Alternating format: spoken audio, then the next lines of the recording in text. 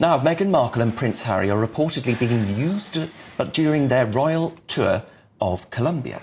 Now, the Duke and Duchess of Sussex are scheduled to visit next week.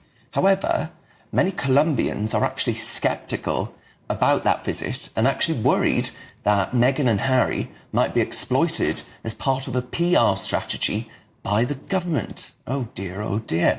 Well, joining me to discuss this, I can think of no one better, is the royal biographer Angela Levin. Oh, Angela, what a fine mess they've got themselves into again. Well, they've been in an awful mess for years now, haven't they? 4 years.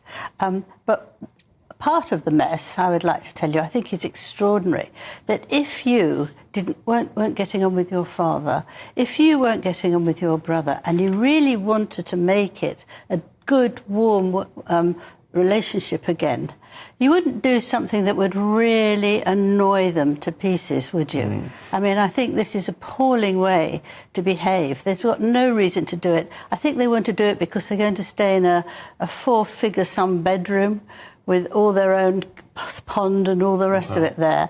And I think it's impossible because it is one of the most dangerous countries in the world. But there is a but on that, is that Sophie went to meet the same woman that Meghan is meeting, the Vice President Francia Marquez, to talk about women who are not treated very well. And she wanted to try and help her and suggest what could be done. So that was in 2023.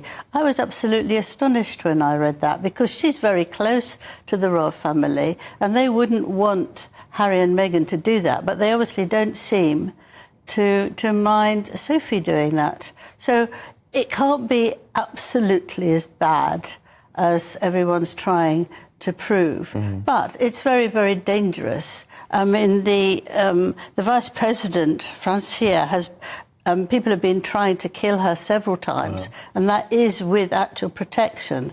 So for them to do this, particularly that they're so keen that they have top-rate protection in the UK, and they don't think it's good enough to them. So they're coming to one of the worst countries in the world for safety.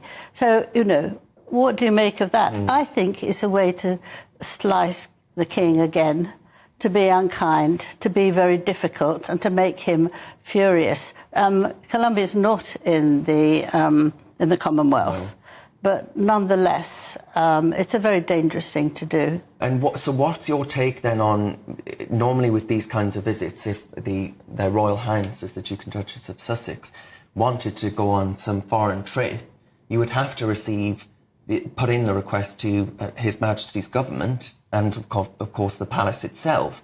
Now, as far as we know, none of that has happened, right? No, but they didn't do that when they last went to Africa 2 months ago. They didn't do that. So this is causing all sorts of foreign policy headaches, isn't it? Yes. The other place did cause lots of foreign policy headaches because the man whose plane they borrowed, and you know they won't go anywhere unless they have a private plane, was owned, I think it was £20 million he owned in America, and they were trying to get hold of him. So it doesn't look good if you are there. They're not representing the royals, but they're trying to represent the royals, and you look like, you know, someone who is actually a criminal, or you know, you sort of wonder what's going on, what's happening to us in London. If you're behaving like that, you cannot. Unless they break themselves completely, they haven't got the right to do that. And I think this will be very annoying. It was very, very upsetting for the King and infuriating for William. All right, yeah. I'm going to bring in Charlie Rowley and Matthew Larser, who still join me now. I mean, Charlie, the fact of the matter is, what Angela's saying there is that they continue to cause headaches. Should they not have lost their royal titles to begin with to avoid this being an issue? I think that's probably right. And I think, we do like things slightly more black and white in these circumstances. You're either in the royal family or you're not. And so this sort of halfway house that they've been able to have, so having the titles still, or using the titles still as the Duke and Duchess of Sussex, all the while bringing out an autobiography that sort of slams and criticises your own family, where you have fallen out with your father, who is, the head of state, not just for us, but, across the Commonwealth.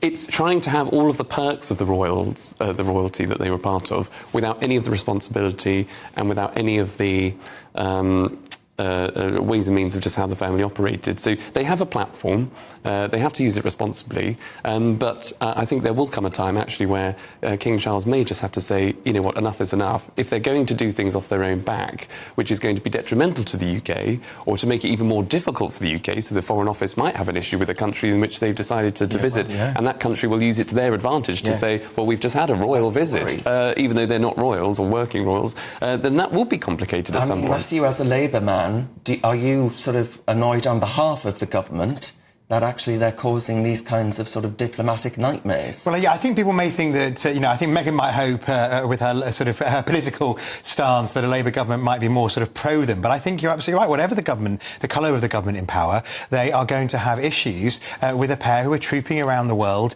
taking foreign policy into their own hands. Because at the best, they're going to be naive. And as we've seen, they can be exploited either by governments potentially like Colombia, or by rich people who lend them a plane to try and whitewash their curry favour or whitewash their own reputations. The problem is that it's not up to King Charles to take away their titles. It has to be done through Parliament. And if they take away his titles, he still remains a prince, and she will become a princess. And I don't think they necessarily want that either. It's very, very difficult to handle it.